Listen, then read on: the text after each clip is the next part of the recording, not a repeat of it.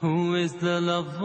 Allah. Who is Ar-Rahman? Allah. Who is Al-Mannan? La ilaha illallah. Muhammadur Rasulullah. Muhammad is the messenger. To Allah is our return. La ilaha illallah. Muhammadur Rasulullah. Muhammad is the messenger. To Allah is our return.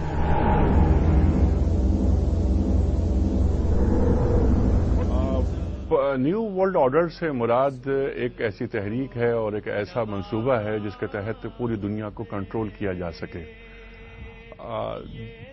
ظاہر ہے جیسا کہ ہم سب جانتے ہیں کہ زوال روس کے بعد دنیا ہو گئی یونیپولر اور آج پوری دنیا میں امریکہ کا سکہ چل رہا ہے. ان کا کلیم یہ ہے کہ culture, social values, religious values وغیرہ تمام چیزیں ذہنی ارتقائی شکل میں ایک آپٹیمم لیول تک آ گئی ہیں. جیسے کتابیں آئی ہیں کہ the end of the history وغیرہ وغیرہ کہ اب دنیا اس سے آگے نہیں جا سکتی. انسانی ذہن نے، انسانی شعور نے اتنا ارتقا کر لیا ہے. تو ان کے ذہن میں یہ ہے کہ اب پوری دنیا کو اپنے کنٹرول میں لیا جائے اور دنیا چلانے کے تمام ٹولز ان کے ہاتھ میں ہوں. وہ خواہ سیاسی ہو، سماجی ہو، عسکری ہو، معاشی ہو، مذہبی ہو، ہر لحاظ سے امریکہ اور امریکہ کے جو حاشیہ بردار ہیں وہ یہ چاہتے ہیں کہ ان کی سوچ کو نافذ ہو جانا چاہیے پوری دنیا پر. اس وقت سب سے بڑا مسئلہ زوال روس کے بعد جو سامنے آیا امریکہ کے، وہ تھا مسلمانوں کا ایک جذبہ حریت، جذبہ ایک دینی جذبہ وغیرہ وغیرہ اور ایک مسلم ورلڈ، مسلم بلاک کو کنٹرول کرنا. کیونکہ روس کے ساتھ جہاد میں مسلمان امریکہ کی مرضی کے مطابق چلتے رہے. اب اس کے بعد روس کے ڈسممبرمنٹ کے بعد اب کیا کرنا تھا؟ تو اب ان مجاہدین کو استعمال کرنے کا امریکہ کے پاس کوئی منصوبہ نہیں تھا اور وہ یہ سمجھ رہے تھے کہ اب ان مجاہدین کو استعمال کر لینے کے بعد اب ہم انہیں ہٹا دیں گے اور ان کی کوئی اہمیت نہیں رہے گی. لیکن یہ ان کا منصوبہ تھا. وہ مکروا و مکر اللہ ان اللہ خیر الماکرین. ہونا تو یہ چاہیے تھا کہ یہ ان مجاہدین کو ایک نیا ہدف دیا جاتا، یعنی غزوہ ہند کے تعلق سے جو احادیث ہیں، اور یہ بات بالکل وضاحت سے اور بالکل صراحت سے یہ بیان کر دی گئی ہے کہ ہندوستان تمام مسلمان ہونے والا ہے اور میر عرب کو آئی ٹھنڈی ہوا جہاں سے، میرا وطن وہی ہے، میرا وطن وہی ہے. سرکار دو عالم صلی اللہ علیہ وآلہ وسلم، جن پر ہماری جان قربان، ہمارے ماں باپ کی جان قربان، آپ نے فرمایا ہے کہ غزوہ ہند ہونا ہے اور یہ ہماری خوش بختی ہوگی کہ ہم اس غزوہ میں شریک ہوں. تو میں عدیل صاحب یہ کہنا چاہ رہا ہوں کہ اس میں ہمارے پاس کوئی ایسی قیادت نہیں تھی اور نہ اب تک ہے کہ جو ان مجاہدین کو اور ایک دینی جذبے کو لے کر چلے اور اس ورلڈ آرڈر کا مقابلہ کر سکے جس کا آپ نے ابھی اشارہ دیا ہے. ورلڈ آرڈر کو کاؤنٹر کرنے کے لیے پوری دنیا کے پاس اس وقت کوئی تھیوری نہیں ہے، کوئی فلسفہ نہیں ہے. اگر فلسفہ ہے تو صرف اور صرف مسلمانوں کے پاس ہے. افسوسناک بات یہ کہ پوری مسلم دنیا 1.5 ارب افراد قیادت سے مبرہ ہیں.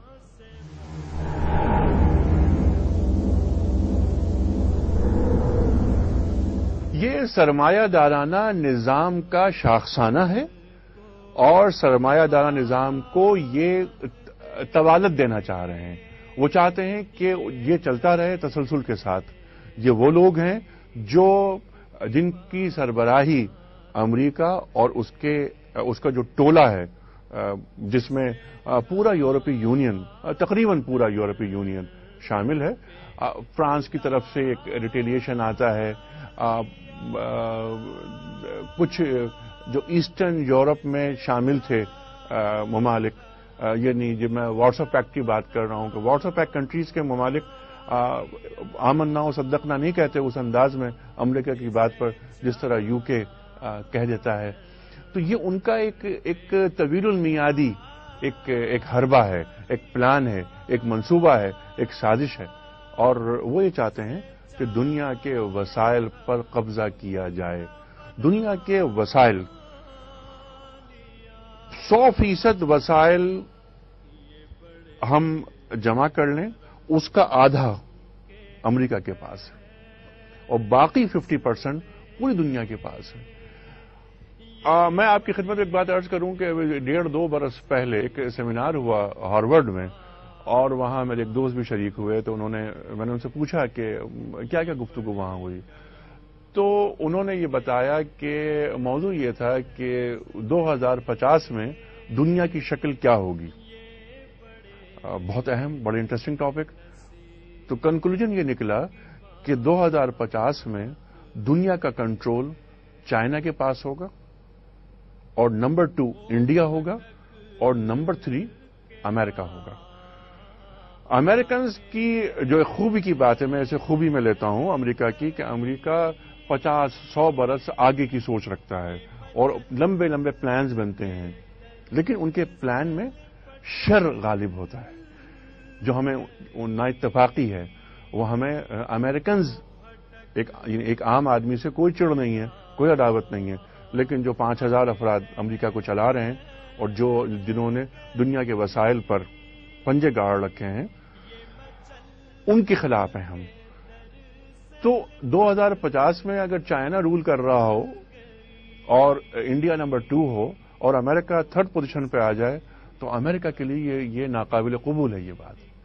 اور یہ بات ایک عام آدمی نہیں کہہ رہا، بلکہ دنیا کے بہترین تھنکرز، انٹلیکچوئلز، ان کا اجتماع ہوا اور انہوں نے یہ بات کہی.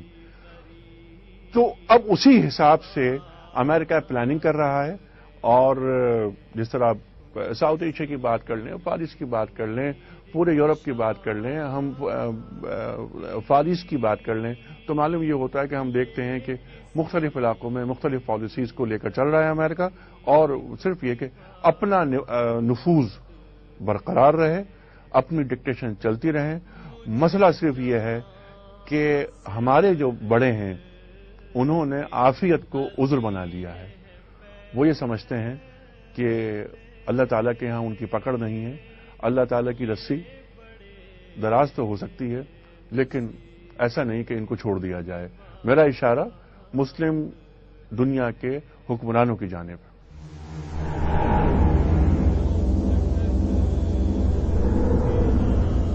جی ہاں، میں اس بات پر یقین رکھتا ہوں کہ سیکرٹ سوسائٹیز کام کر رہی ہیں.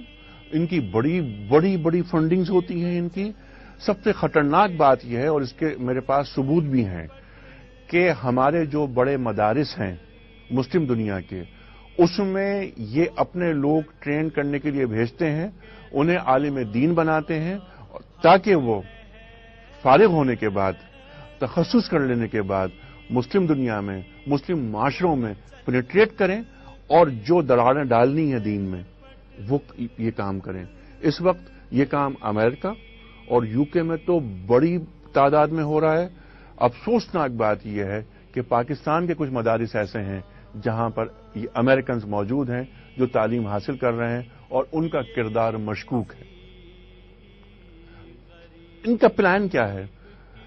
عدیل صاحب، پہلے یہ ہوتا تھا کہ مسلمانوں کو تقسیم کر دیا جاتا تھا، دیوبندی، بریلوی، سنی، شیعہ، اہل حدیث وغیرہ وغیرہ، تاکہ انہیں ڈیوائڈ کیا جائے اور کنٹرول کیا جائے. اب جو پالیسی ہے ورلڈ آرڈر کے بعد، نئی سوشل انجینئرنگ کے بعد، یعنی اس خواب کے بعد، اس خیال کے بعد، اس کی تعبیر اس طرح یہ حاصل کرنا چاہتے ہیں کہ مسلمانوں کو تقسیم ہم نے کر کے دیکھ لیا، اب دین کو مشکوک بنا دو. قرآن ہماری آخری کتاب، قیامت تک کے لیے راہ ہدایت. سرکار دو عالم صلی اللہ علیہ وآلہ وسلم آخری نبی، آخری رسول، آخری پیغمبر، آخری شریعت.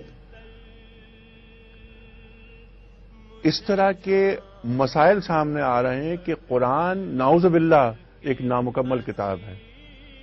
انا نحن نزلنا الذکر وانا لہ لحافظون.